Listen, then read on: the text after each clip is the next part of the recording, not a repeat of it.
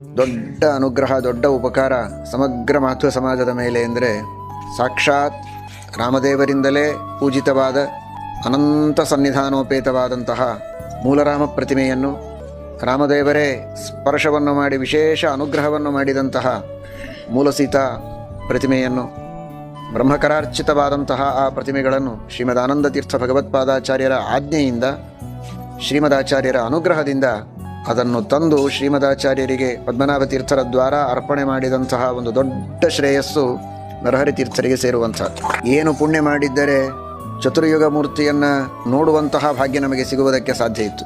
ಎಷ್ಟೋ ಯುಗಗಳ ಹಿಂದೆ ಇರುವಂತಹ ಪ್ರಾಚೀನವಾದ, ಕೇವಲ ಪ್ರಾಚೀನ ಅಲ್ಲ, ಅನಂತ ಸನ್ನಿಧಾನದಿಂದ ಕೂಡಿದಂತಹ ಆ ಪ್ರತಿಮೆಗಳನ್ನು ನೋಡುವ ಭಾಗ್ಯ ನಮಗೆ ಹೇಗೆ ಸಿಗ್ತಿತ್ತು?